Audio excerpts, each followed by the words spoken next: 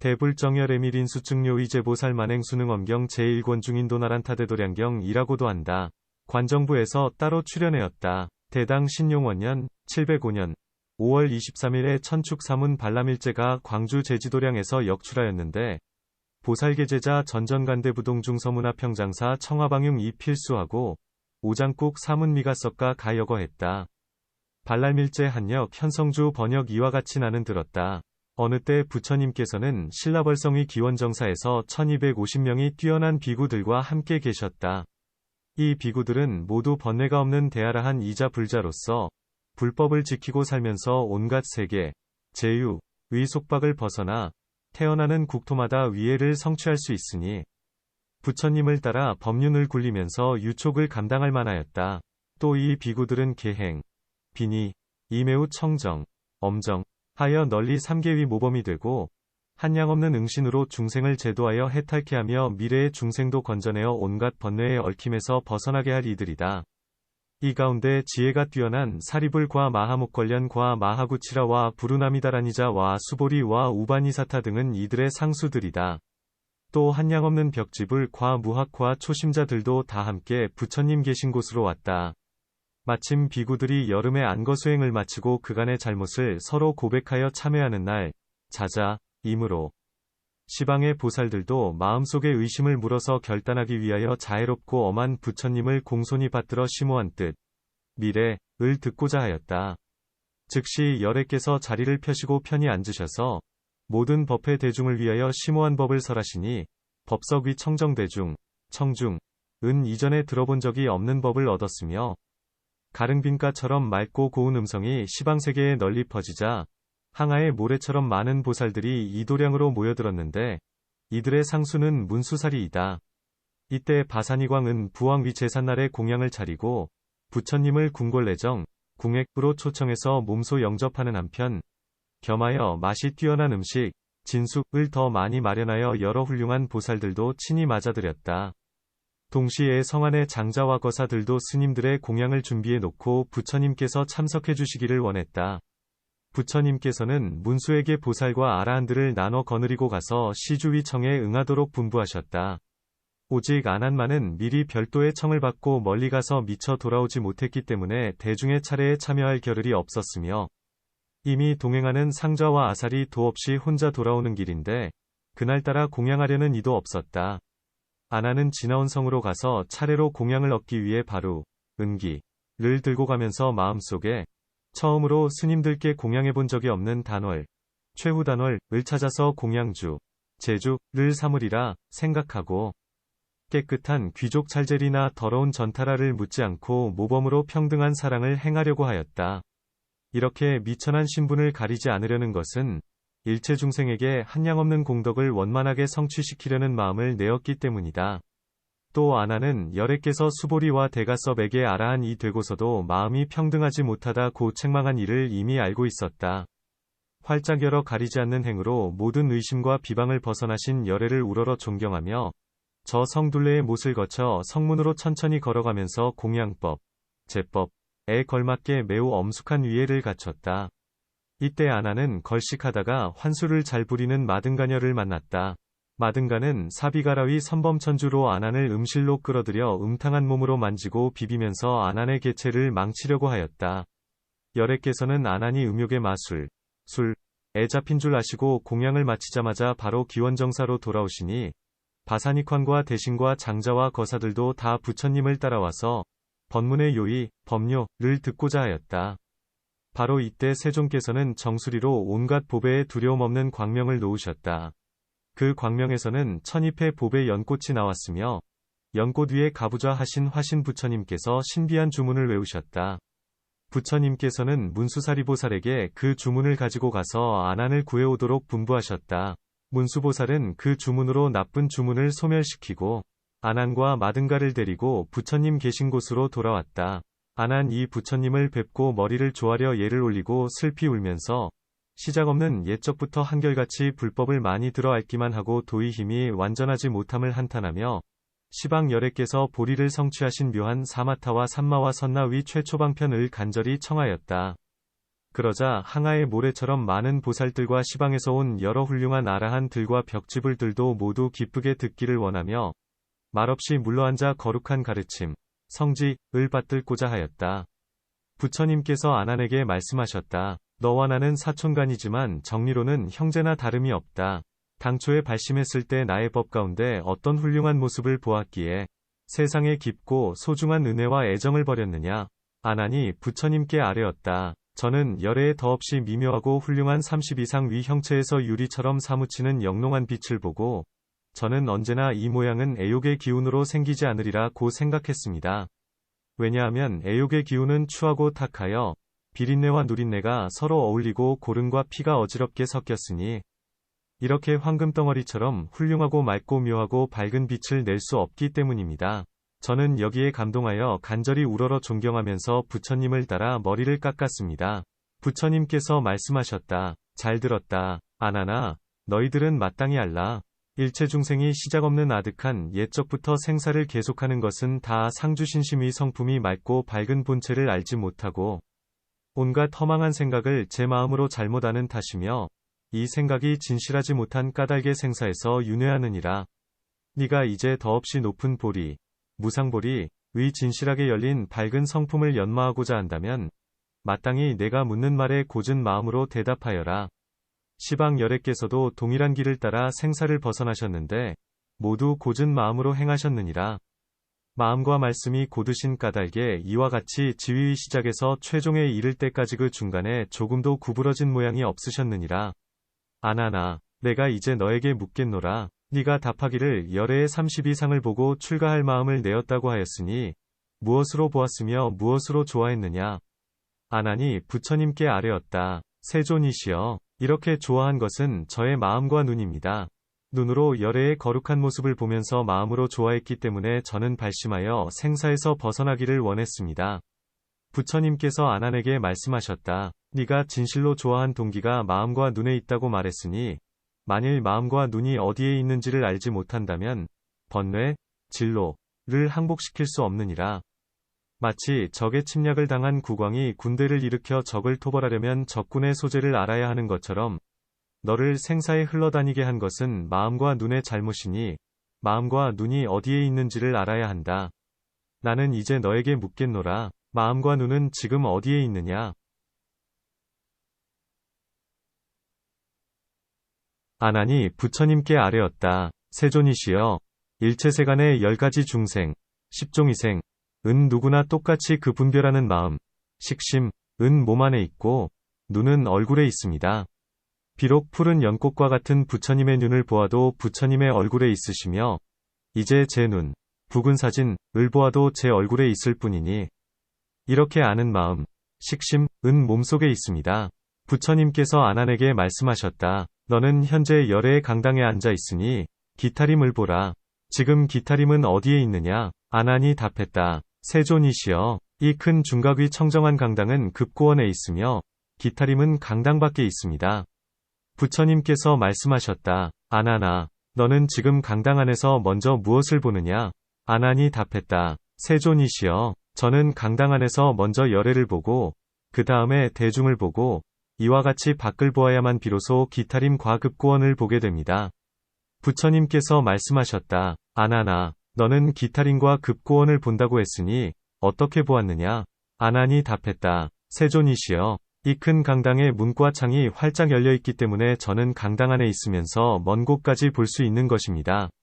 이때 부처님께서 대중 가운데 황금색의 팔을 펴시고 아난의 정수리를 만지시면서 아난과 대중에게 말씀하셨다. 여기 삼마제가 있으니 대불정수릉어망이라고 이름한다. 온갖 행이 원만하게 갖춰져 있어서 시방 열애께서 한문으로 뛰어나신 묘하게 장엄된 길이니라. 너는 이제 자세히 들어라. 아난은 머리를 조아려 예를 올리고 엎드려서 부처님의 가르침을 받들고자 하였다. 부처님께서 아난에게 말씀하셨다. 네가 말하기를 몸이 강당 안에 있으면서 문과 창이 활짝 열려 있기 때문에 멀리 기타림 과급고원을 본다고 했으니 어떤 중생이든지 이 강당 안에 있으면서 먼저 열애를 보지 못하고 강당 밖을 보겠느냐? 아난이 답했다. 세존이시여, 강당 안에 있으면서 열애를 보지 못하고 밖의 숲과 냇물을 볼 리가 없습니다. 아난아, 너도 마찬가지다. 내 마음은 일체를 밝게 알고 있으니 만일 너의 현재 밝게 아는 마음이 내 몸 안에 있다면 먼저 당연히 몸속을 밝게 알아야 한다. 어떤 중생이 먼저 몸속을 보고 나서 바깥 물건을 보겠느냐? 비록 심장, 간장, 비장, 의장은 볼 수 없더라도 손톱이 나고 털이 자라고 근육이 움직이고 맥이 뛰는 정도는 참으로 당연히 밝게 알아야 하는데 어째서 모르느냐? 분명 몸속도 모르는데 어떻게 밖을 알겠느냐? 그러므로 마땅히 알라. 깨닫고 아는 마음이 몸 안에 있다는 내 말은 옳지 않느니라. 아나니 머리를 조아려 부처님께 아뢰었다. 제가 이렇게 부처님의 법문, 법음을 듣고 보니 제 마음이 몸 밖에 있다는 것을 알았습니다. 왜냐하면 방 안에 등불을 켰을 때 그 불빛은 반드시 먼저 방 안을 비추고 나서 그 방문으로부터 뒤의 뜰과 마당까지 비치는 것과 같기 때문입니다. 일체 중생이 몸속을 못 보고 홀로 몸방만을 보는 것은 방 밖에 있는 등불이 방 속을 비추지 못하는 경우와 같겠습니다. 이 뜻은 확실하여 의심할 여지가 없으니 부처님의 분명한 뜻, 묘에, 과 일치하여 잘못이 없으리라 생각합니다. 부처님께서 아난에게 말씀하셨다. 이 비구들은 좀 전에 나를 따라 신라벌성에서 법식대로 공양을 얻고 순걸, 기타림으로 돌아왔다. 나는 이미 공양을 끝냈으나 공양하고 있는 저 비구들을 보아라. 한 사람의 공양으로 모든 사람이 다 배부를 수 있겠느냐? 아난이 답했다. 그렇지 않습니다. 세존이시여. 왜냐하면 이 비구들은 비록 아라한일지라도 몸과 목숨이 똑같지 않은데 어떻게 한 사람의 공양으로 모든 사람이 다 배부를 수 있겠습니까? 부처님께서 아난에게 말씀하셨다. 만일 너의 깨닫고 알고 보는 마음이 참으로 몸 밖에 있다면 몸과 마음은 서로 따로 떨어져서 저절로 상관하지 않으리라. 그러면 마음이 아는 것을 몸은 깨달을 수 없어야 하며 몸이 아는 것을 마음은 알 수 없어야 한다. 너는 이제 내 도라면 손을 보아라. 내 눈이 보면서 마음도 함께 분별하느냐? 아난이 답했다. 예, 분별합니다. 세존이시여. 부처님께서 아난에게 말씀하셨다. 만일 내 눈과 마음이 서로 안다면 어째서 내 마음이 밖에 있다고 하겠느냐? 그러므로 마땅히 알라. 깨달아 아는 마음이 몸 밖에 있다는 내 말은 옳지 않느니라. 아난이 부처님께 아뢰었다. 세존이시여. 부처님께서 말씀하신 대로 몸속을 보지 못하므로 몸 안에 있다고 할 수 없고 몸과 마음이 서로 알면서 서로 떨어져 있지 않기 때문에 몸 밖에 있다고 할 수 없습니다. 제가 자금 생각해보니 그 마음이 있는 한 곳을 알았습니다. 부처님께서 말씀하셨다. 그 한 곳이란 어디를 말하느냐? 아난이 말했다. 이 분명하게 아는 마음이 몸속을 알지 못하면서도 밖은 잘 보고 있으니 제 생각으로는 눈속, 근리에 가만히 숨어 있겠습니다. 마치 어떤 사람이 유리 조각으로 두 눈을 가렸을 경우 비록 눈은 물체에 가렸으나 아무런 장애 없이 저 눈이 보는 대로 마음이 따라 곧 분별하는 것과 같습니다. 그러나 나의 깨달아 아는 마음이 몸속을 못 보는 것은 눈에 있기 때문이며 밖을 분명하게 보면서 걸림이 없는 것은 눈 속에 숨어 있기 때문입니다. 부처님께서 아난에게 말씀하셨다. 내 말대로 눈 속에 숨어 있는 것이 유리로 가린 것과 같다면 유리로 눈을 가린 사람이 산과 강을 볼 때 유리를 보겠느냐? 아난이 답했다. 그렇습니다. 세존이시여. 그 사람은 유리로 눈을 가렸기 때문에 당연히 유리를 보게 됩니다. 부처님께서 아난에게 말씀하셨다. 내 마음이 눈에 유리를 댄 것과 같다면 산과 강을 볼 때 어째서 눈을 못 보는 것이냐?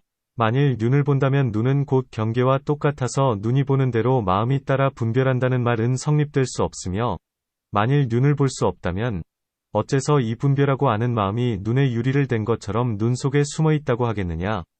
그러므로 마땅히 알라. 깨달아 아는 마음이 눈에 유리를 댄 것처럼 눈 속에 가만히 숨어 있다는 내 말은 옳지 않느니라.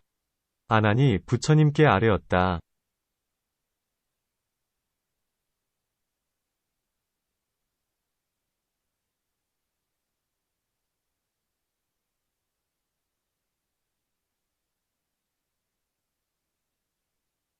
세존이시여. 저는 이제 또 이렇게 생각해 보았습니다. 중생의 몸을 보면 오장, 육부는 속에 들어있고 구멍은 밖에 있으니 부장에 있으면 어둡고 구멍에 있으면 밝습니다. 지금 제가 부처님을 상대하여 눈 뜨고 밝음을 보는 것으로 몸 밖을 본다 하고 눈 감고 어둠을 보는 것으로 몸 속을 본다고 한다면 이 뜻은 어떻습니까? 부처님께서 아난에게 말씀하셨다. 네가 눈을 감고 어둠을 볼 때 이 어두운 경계가 눈과 상대하였느냐?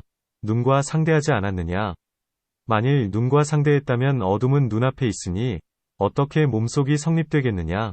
만일 눈앞에 어둠으로 몸속이 성립된다고 한다면 해와 달과 등불도 없는 암실에 있을 때는 그 방 안의 어둠은 온통 너의 내장, 초부이겠구나. 만일 어둠이 눈과 상대하지 않았다면 어떻게 보는 것이 성립되겠느냐? 만일 바깥 보는 것을 떠나서 안의 상대가 성립된다 하여 눈 감고 어둠을 보는 것으로 몸속을 본다고 한다면 눈 뜨고 밝은 것을 볼 때는 어째서 얼굴을 못 보느냐? 만일 얼굴을 못 본다면 안을 상대하여 본다는 말이 성립되지 않으리라. 얼굴 보는 것이 성립된다면 이 분별하여 아는 마음은 눈과 함께 허공에 있어야 하는데 어떻게 속을 본다는 말이 성립되겠느냐? 만일 허공에 있다면 그 자체로 내 몸이 아니면 이 열애가 지금 내 얼굴을 보는 것도 마땅히 내 몸이라고 해야 하겠구나. 그렇다면 허공에 있는 내 눈은 이미 안다 해도 당연히 몸은 깨닫지 못해야 한다. 네가 끝까지 고집하여 몸과 눈이 둘 다 안다고 한다면 당연히 두 아는 작용이 있어야 하고 너 한 사람이 마땅히 두 부처를 이뤄야 하리라. 그러므로 마땅히 알라. 어둠을 보는 것으로 몸속을 본다는 내 말은 옳지 않느니라. 아난이 말했다. 저도 항상 들었습니다. 부처님께서 사부대중에게 말씀하시기를 마음이 생기기 때문에 여러 가지 법이 생기고 법이 생기기 때문에 여러 가지 마음이 생긴다고 하셨습니다. 저는 지금 이 말씀을 생각하였으며 이 생각하는 자체가 바로 제 심성이니 합하는 곳을 따라서 마음이 따라 있을 뿐 안과 밖과 중간에 세 곳에 있는 것이 아닙니다. 부처님께서 아난에게 말씀하셨다. 네가 지금 법이 나기 때문에 여러 가지 마음이 생긴다고 하여 합하는 곳을 따라서 마음이 따라 있다고 한다면 이 마음이 자체가 없으면 합할 곳이 없을 것이며 만일 자체가 없어도 합할 수 있다고 한다면 19개가 칠진을 따라 합한다는 말이니 전혀 뜻이 되지 않는다. 만일 자체가 있다면 너는 손으로 내 몸을 찔러보아라. 내 아는 마음이 안에서 나오느냐, 밖에서 들어오느냐. 안에서 나온다면 몸속을 보아야 하고 밖에서 들어온다면 마땅히 얼굴을 보아야 한다. 아난이 말했다. 보는 것은 눈이고 마음으로 아는 것은 눈이 아닌데 마음이 본다는 것은 이치에 맞지 않습니다. 부처님께서 말씀하셨다. 만일 눈만으로도 볼 수 있다면 네가 방 안에 있을 때 문만으로 볼 수 있겠느냐? 그렇다면 이미 죽은 사람들도 아직 눈을 가지고 있으니 마땅히 다 물건을 보아야 하리라. 만일 물건을 본다면 어찌 죽었다고 하겠느냐? 아나나, 또 너의 깨달아 아는 마음이 만일 분명 자체가 있다면 그 체는 하나이냐, 여럿이냐? 지금 내 몸에 두루 한 체냐, 두루 하지 않는 체냐?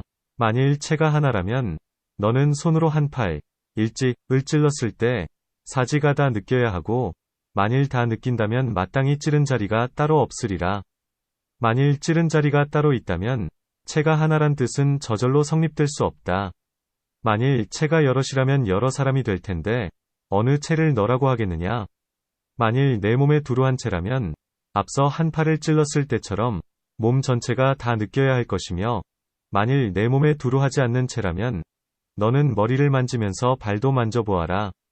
머리가 만지는 줄 안다면 발은 당연히 만지는 줄을 몰라야 하지만 너는 지금 그렇지 않으리라.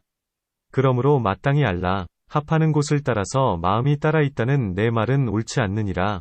아난이 부처님께 아뢰었다. 저도 들었습니다만 부처님께서는 문수 등 모든 법왕자와 더불어 실상을 담론하시면서 마음은 안에 있는 것도 아니고 밖에 있는 것도 아니다라고 하셨습니다. 제가 이 말씀을 따라 생각해보니 마음이 안에 있다면 몸속을 못 보고 밖에 있다면 서로 알지 못하며 몸속을 알지 못함으로 안에 있다고 할 수 없고 몸과 마음이 서로 알기 때문에 밖에 있다고 해도 옳지 않습니다. 이제 몸과 마음이 서로 알면서도 몸속을 못 보니 마음은 당연히 중간에 있겠습니다. 부처님께서 말씀하셨다. 너는 마음이 중간에 있다고 하였으니 그 중간이란 애매하지 않아서 반드시 일정한 곳이 없지 않으리라.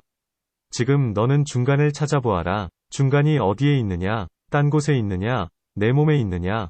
만일 몸에 있다면 몸 주변이면 중간이 아니면 몸속이면 내장을 보아야 한다. 만일 딴 곳에 있다면 표시할 수 있느냐? 표시할 수 없느냐?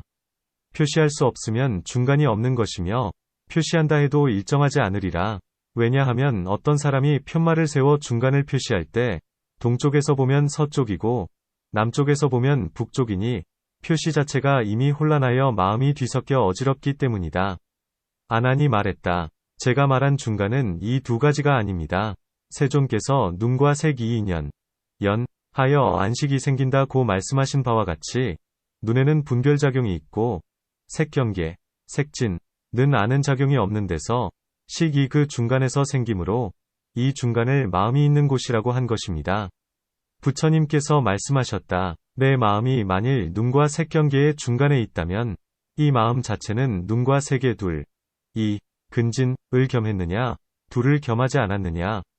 만일 둘을 겸했다면 색, 물, 진, 과 눈, 체, 근, 이 어지럽게 섞일 뿐 아니라 색, 물, 진, 은, 눈, 체, 근, 의 분별작용, 지, 이 아니니 색의 무지와 눈의 분별이 딴 편으로 갈라설 텐데 어찌 중간이 되겠느냐. 둘을 겸하지 않았다면 눈의 분별, 지, 도색의 무지, 부지, 도 아니어서 자체의 성품이 없는데 중간이란 어떤 모양이냐. 그러므로 마땅히 알라. 마음이 중간에 있다는 내 말은 옳지 않느니라. 아난이 부처님께 아뢰었다. 세존이시여, 제가 예전에 들으니 부처님께서 목걸련과 수보리와 부르나와 사리불 등 내 제자와 함께 법륜을 굴리시면서 깨닫고 알고 분별하는 마음은 안에도 있지 않고 밖에도 있지 않고 중간에도 있지 않아서 어디에도 있는 곳이 없다고 하셨습니다. 이것은 일체 무착이 마음이라는 뜻이니 제가 이 무착을 마음이라고 하면 어떻겠습니까? 부처님께서 아난에게 말씀하셨다. 내 말대로 깨닫고 알고 분별하는 마음이 어디에도 있지 않다면 세상과 허공의 물과 육지에서 날아다니고 기어다니는 온갖 물상을 일체라고 하는데 네가 집착하지 않는다는 것은 일체가 있는 데서 집착하지 않는다는 말이냐? 일체가 없는 데서 집착하지 않는다는 말이냐? 일체가 없는 데서 집착하지 않는다면 거북이의 털과 토끼의 뿔처럼 아무것도 없는데 무엇을 집착하지 않는다고 하겠느냐? 또 일체가 있는 데서 집착하지 않는다면 집착하지 않는다고 할 수 없으리라. 모양이 없으면 아무것도 없는 것이고 없지 않으면 모양이 있는 것이며 모양이 있으면 마음이 있으니 어찌 집착이 없다고 하겠느냐. 그러므로 마땅히 알라. 일체에 집착이 없는 것을 깨닫고 아는 마음이라는 내 말은 옳지 않느니라. 그러자 아난이 대중 가운데 있다가 곧 자리에서 일어나서 옷을 걷어 오른쪽 어깨를 드러내어 오른 무릎을 땅에 대고 합장하여 공손하게 부처님께 아뢰었다. 저는 부처님의 가장 어린 아우로서 부처님의 자애로운 혜택을 입고 비록 지금 출가했다고 하나 오히려 귀연만을 믿고 많이 듣고 앓기만 하다가 여태껏 무루법, 무루를 얻지 못했습니다. 그런 가운데 사비기라주를 꺾지 못하고 마등가 의홀림을 당하여 음실에 빠졌으니 이것은 진실한 경지, 진제로 가는 길을 몰랐기 때문입니다.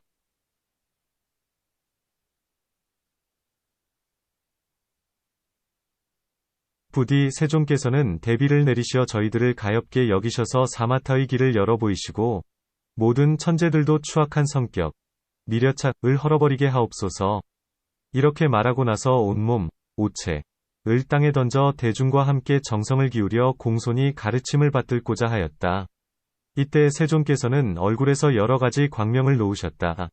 그 빛이 백천의 햇살처럼 휘황찬란하게 비치자 드넓은 부처님의 세계, 보불세계, 가 6가지로 진동하면서 시방 위 티끌처럼 많은 세계가 일시에 열려 나타났다. 부처님께서 의실력으로 이 모든 세계를 합하여 한 세계를 이루시니 그 세계의 보살들은 본 국토에 머문 그대로 합장하여 가르침을 받들고자 하였다. 부처님께서 아난에게 말씀하셨다. 일체 중생이 시작 없는 옛적부터 가지가지로 뒤바뀌어 업의 종자가 자연히 악차나무의 열매 덩어리와 같으니 수행자들은 더없이 높고 바른 깨달음, 무상보리, 을 성취하지 못하고 따로 성문과 연각이 되거나 온갖 외도와 모든 하늘과 마왕과 그 권속이 되는 것은 다 두 가지 근본을 알지 못하고 어지럽게 뒤섞여 수습하기 때문이다. 이러한 수행은 마치 모래를 삶아서 좋은 음식을 만들려는 것처럼 아무리 오랜 겁을 지낼지라도 성취할 수 없느니라. 무엇을 두 가지 근본이라고 하겠느냐? 아나나, 첫째는 끝없는 옛적부터 나고 죽는 근본으로서 네가 지금 모든 중생과 함께 반연하는 마음, 반연심을 제 성품으로 아는 일이며 둘째는 시작 없는 보리열반의 원래 청정한 본체, 보리열반원 청정체로서 네가 지금 식정이 원래 밝음으로 모든 인연을 내고 그 인연으로 잃어버린 것이니라. 모든 중생은 이 원래 밝은 본체를 잃어버렸기 때문에 비록 종일토록 행할지라도 스스로 깨닫지 못하고 어긋나게 여러 갈래, 재취로 들어가느니라. 아나나, 네가 이제 사마타의 길을 알고 생사에서 벗어나기를 원한다면 이제 또 내게 묻겠노라. 즉시 열애께서 곧 황금색 팔을 들어 5손가락을 구부리면서 아난에게 말씀하셨다. 너는 지금 보고 있느냐? 아난이 말했다. 예, 보고 있습니다. 부처님께서 말씀하셨다. 무엇을 보느냐? 아난이 말했다. 저는 열애께서 팔을 들고 5손가락을 구부려 광명이 빛나는 주먹을 만드시고 제 마음과 눈에 비추시는 모습을 봅니다. 부처님께서 말씀하셨다. 너는 무엇으로 보느냐? 아난이 말했다. 저는 이 대중과 함께 똑같이 눈으로 봅니다. 부처님께서 아난에게 말씀하셨다. 네가 이제 나에게 답하기를 열애가 팔을 들고 손가락을 구부려 광명이 빛나는 주먹을 만들어서 너의 마음과 눈에 비춰주는 것을 본다고 했는데 내 눈은 본다고 하겠으나 무엇을 마음이라 하여 내 주먹에 비치는 모양을 아는 것이냐? 아난이 말했다. 열애께서 방금 마음이 있는 곳을 물으시자 저는 마음으로 추궁하여 찾아보았으니 이 추궁하는 자체를 저는 마음이라고 생각합니다. 부처님께서 말씀하셨다. 아나나. 그것은 내 마음이 아니니라. 이 말을 듣자 아나는 소스라치게 놀라서 벌떡 일어나 자리를 피하여 합장하고 부처님께 아뢰었다. 이것이 제 마음이 아니라면 무엇이라고 하겠습니까? 부처님께서 아난에게 말씀하셨다. 그것은 앞 경계의 허망한 모양을 인연하는 생각이며 너의 참 성품을 미혹시킨 번뇌이니라. 너는 시작 없는 옛적부터 금생에 이르도록 도적을 아들로 잘못 알고 너의 본래 영원한 마음을 잃어버렸기 때문에 생사의 윤회를 받고 있느니라. 아난이 부처님께 아뢰었다. 세존이시여, 저는 부처님의 귀여운 아우로서 마음 깊이 부처님을 좋아하여 출가하였으나 제 마음이 어찌 홀로 열애만 공양하겠습니까? 나아가 항아리 모래처럼 많은 국토를 두루 다니면서 모든 부처님과 선지식을 받들어 섬기거나 큰 용맹을 일으켜서 온갖 행하기 어려운 불법의 일, 법사을 행할지라도 다 이 마음으로 행하는 것이며 또 가령 법을 비방하여 영원히 성근에서 물러날지라도 역시 이 마음 때문입니다. 만일 이러한 마음을 마음이 아니라고 밝히신다면 저는 바로 마음이 없어서 흙과 나무와 다르지 않습니다. 이 깨달아 아는 마음을 떠나서는 더 이상 아무것도 없는데 열애께서는 어째서 제 마음이 아니라고 하십니까? 저 혼자만 두려운 것이 아니라 여기 이 대중도 의혹이 없지 않습니다. 부디 대비를 내리시어 이 깨닫지 못하는 어리석음을 깨우쳐 주옵소서. 이때 세존께서 아난과 대중에게 열어 보이시고 그 마음을 무생법인 애들게 하시려고 사자좌에서 아난의 이마를 쓰다듬으며 말씀하셨다. 이 열애는 항상 모든 법이 생겨나는 것은 유심에서 나타난 경계이며 일체인과 와색에 미지는 마음으로 자체를 이룬다 고 설해왔노라. 아나나. 만일 모든 세계의 온갖 존재에서 조그마한 풀 잎새나 가느다란 실 가닥까지도 그 근원을 따져보면 모두 자체의 성품이 있고 허공일지라도 이름과 모습이 있는데 더욱이 청정하고 미묘하고 맑고 밝은 마음은 일체 마음의 본성인데 어찌 자체가 없겠느냐. 만일 네가 분별하고 깨닫고 살피고 분명하게 아는 성품을 굳게 집착하여 틀림없는 마음이라고 한다면 이 마음은 마땅히 모양, 색을 보고 냄새, 향을 맡고 맛, 미을 알고 다음, 촉을 느끼는 온갖 경계의 일들을 떠나서 따로 완전한 제 성품이 있어야 하느니라. 네가 지금 내 설법을 받들어 듣고 있을지라도 소리를 따라 분별하고 있으며 가령 일체 보고 듣고 깨닫고 아는 작용이 사라져서 안으로 고요한 경계를 지킬지라도 오히려 법의 경계, 법진을 분별하는 그림자일 뿐이다. 나는 내게 굳이 마음이 아님을 고집하라고 강요하는 것이 아니다. 너는 그저 마음으로 자세히 헤아려 보아라. 만일 앞 경계를 떠나서 분별하는 성품이 있다면 바로 진실한 너의 마음이라고 하겠으나 분별하는 성품이 경계를 떠나서 자체가 없다면 이것은 곧 앞 경계를 분별하는 그림자이니라. 경계는 영원히 머무는 진리, 상주가 아니니 만일 변하여 사라질 때 그 마음도 거북의 털이나 토끼의 뿔과 같다면 너의 법신도 끊어져 없어지는 것, 단멸과 다르지 않으리라. 그러면 그 무엇이 무생법인을 닦아서 증득하겠느냐? 그러자 아난과 대중은 무엇을 잃어버린 듯 말없이 잠자코 있었다. 부처님께서 아난에게 말씀하셨다. 이 세상에서 닦고 배우는 행자들이 현재 비록 9단계의 선정, 구차재정을 성취할지라도 번뇌를 다한 아라한을 성취하지 못하는 것은 생사의 허망한 생각을 집착하여 진실한 마음으로 잘못 알기 때문이다. 그러므로 네가 이제 비록 많이 들어 아는 지식을 쌓았을지라도 성인의 과위, 성과를 성취하지 못한 것이니라. 아난이 이 말을 듣고 또다시 슬피 울면서 온몸, 오체를 땅에 던져 길게 끌어앉아 합장하고 부처님께 아뢰었다.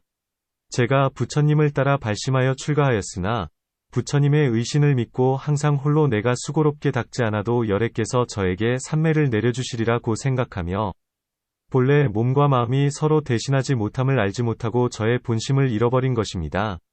비록 몸은 출가하였으나 마음은 도에 들어가지 못하였으니 거제 아들, 궁자, 이 아버지를 버리고 달아난 것과 같습니다.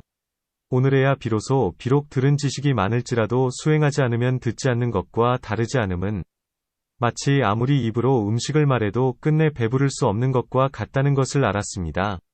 세존이시여, 저희들이 지금 번뇌장과 소지장에 얽매인 까닭은 고요하고 영원한 심성, 적상심성을 알지 못했기 때문입니다.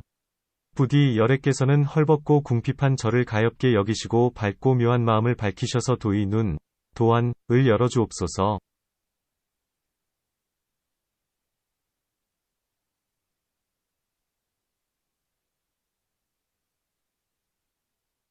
즉시 여래께서는 가슴에 만자에서 보배로운 광명을 놓으셨다.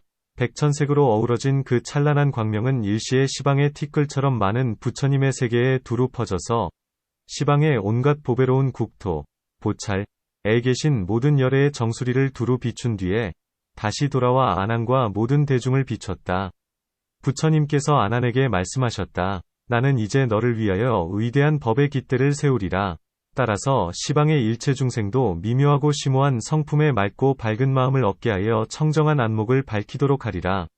아난아, 너는 좀 전에 나에게 광명이 빛나는 주먹을 본다고 답했는데 이 주먹에 광명이 있는 까닭은 무엇이며 어떻게 주먹이 되었으며 또 너는 무엇으로 보았느냐? 아난이 말했다. 연부당금과 같은 부처님의 온몸이 보배산처럼 붉어서 청정한 빛을 내시기 때문에 광명이 있으시며 저는 그 모습을 눈으로 보았습니다. 또 5손가락을 구부려 쥐시고 사람들에 보여주셨기 때문에 주먹 모양이 있는 것입니다. 부처님께서 아난에게 말씀하셨다. 이 열애는 오늘 신뢰를 드러내게 알려주리라. 지혜 있는 사람이라면 이 비유로 반드시 깨달을 수 있어야 한다. 아난아, 비유하면 나의 주먹과 같다. 만일 내 손이 없다면 내 주먹을 만들 수 없으며 내 눈이 없다면 너는 볼 수 없으리라. 이와 같은 이치로 내 눈을 내 주먹에 비교한다면 그 뜻이 같겠느냐? 아난이 말했다. 예, 그렇습니다. 세존이시여, 제 눈이 없다면 저는 볼 수 없으므로 제 눈을 열애의 주먹에 비교한다면 실제 사와 뜻이 서로 같겠습니다. 부처님께서 아난에게 말씀하셨다. 너는 서로 같다고 했으나 이 뜻은 그렇지 않다. 그 까닭은 만일 손이 없는 사람이라면 전혀 주먹을 만들 수 없으나 눈이 없는 사람은 전혀 못 보는 것이 아니기 때문이다. 그 이유를 말하리라. 네가 시험 삼아 길거리로 가서 맹인들에게 당신은 무엇을 봅니까? 라고 묻는다면 그 맹인들은 너에게 나는 지금 눈앞에 캄캄함만 볼 뿐 그 밖에 아무것도 보이지 않습니다. 라고 대답하리라. 이 뜻으로 보면 앞경계가 스스로 어두울 뿐 보는 작용이야 무엇이 모자라겠느냐? 아난이 말했다. 맹인들의 눈앞이 캄캄함을 어째서 본다고 하십니까? 부처님께서 아난에게 말씀하셨다. 눈의 기능이 없는 맹인들이 보는 캄캄함과 눈의 기능이 있는 사람이 암실에서 보는 캄캄함을 비교하면 두 캄캄함은 다르겠느냐? 다르지 않겠느냐? 아난이 말했다. 그렇습니다. 세존이시여, 암실에 있는 사람을 저 맹인들과 비교하면 두 캄캄함은 조금도 다르지 않습니다. 부처님께서 말씀하셨다. 만일 눈먼 사람이 눈앞의 캄캄함만 보다가 호련히 눈빛을 얻고 다시 앞경계에서 갖가지 물체를 보았을 때 이를 눈이 본다고 한다면 저 암실에 있는 사람이 눈앞의 캄캄함만 보다가 호련히 등빛을 얻고 앞경계에서 갖가지 물체를 본다면 당연히 등이 본다고 해야 하리라. 만일 등이 본다면 보는 능력은 등에 있으니 자연히 등이라고 이름할 수 없으며 또 등이 보는 것이니 너와 무슨 상관이냐? 그러므로 마땅히 알아야 한다. 등은 빛을 드러낼 수 있으나 이렇게 보는 작용은 이 눈이요 등이 아니면 눈은 색을 드러낼 수 있으나 이렇게 보는 성품은 이 마음이요 눈이 아니니라. 아난이 또 이 말을 듣자 대중과 함께 비록 입으로는 이미 할 말이 없어졌으나 마음으로는 아직도 깨닫지 못하였으니 오히려 열애께서 자비하신 음성으로 설해주시기를 바라면서 합장하여 마음을 비우고 부처님의 자비로운 가르침을 기다렸다. 이때 세존께서 그물 모양처럼 문이 져서 도라면처럼 부드럽고 광명이 빛나는 손을 들어 5손가락을 펴시면서 아난과 대중에게 명하셨다. 내가 처음 도를 이루고 노곤에서 아야다 등 5비구와 너희들 사부대중에게 말하기를 일체중생이 보리와 아라한을 이루지 못함은 다 객진번뇌 위 잘못 때문이니라고 했을 때 너희들은 당시에 무엇을 근거로 깨달았기에 거룩한 과위, 성과를 이뤘느냐? 이때 교진나가 일어서서 부처님께 아뢰었다. 제가 지금 장로로서 대중 가운데 홀로 잘 아는 사람으로 널리 알려진 것은 객진위 2글자를 깨닫고 과위, 과를 성취했기 때문입니다. 세존이시여, 비유를 들어 말하면 나그네가 여정에 머물러서 자기도 하고 먹기도 하다가 자고 먹는 일이 끝나면 편안히 머무를 여가도 없이 짐을 싸서 길을 떠나지만 주인은 멀리 떠나는 일이 없는 것과 같습니다. 이와 같이 사유해보면 머물지 않는 것은 나그네이고 머무는 것은 주인이니 머물지 않는 것을 객위 뜻으로 생각하였습니다.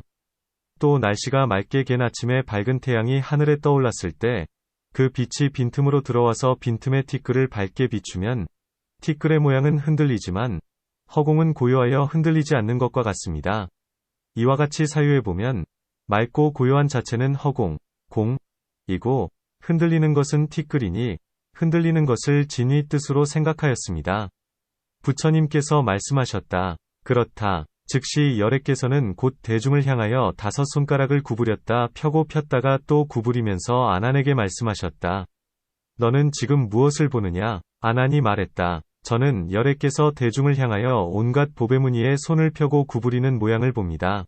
부처님께서 아난에게 말씀하셨다. 너는 내가 대중 가운데 손을 펴고 구부리는 모양을 본다고 하였으니 내 손이 펴고 구부렸느냐? 아니면 내 보는 작용이 펴고 구부렸느냐?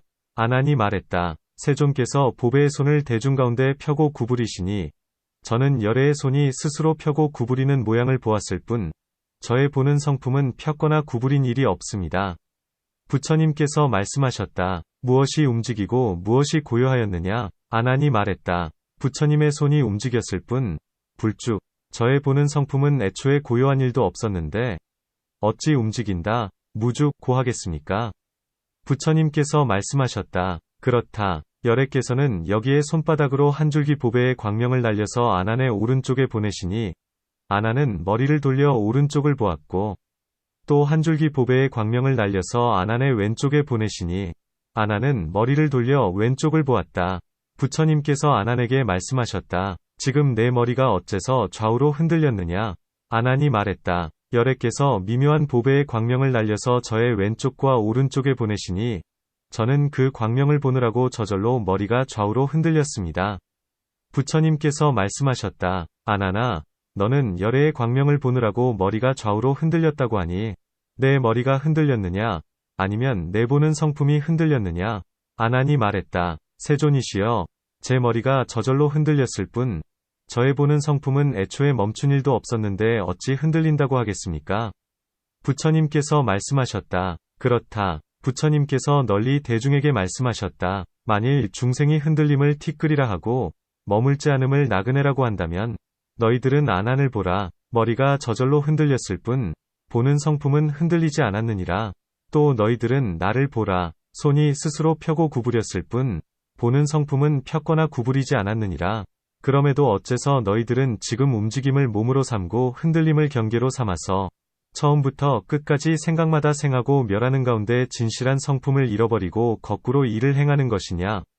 이렇게 심성 이 진실을 잃고 물체를 자신으로 알아서 그 속을 윤회하며 스스로 흘러다니는 것이니라.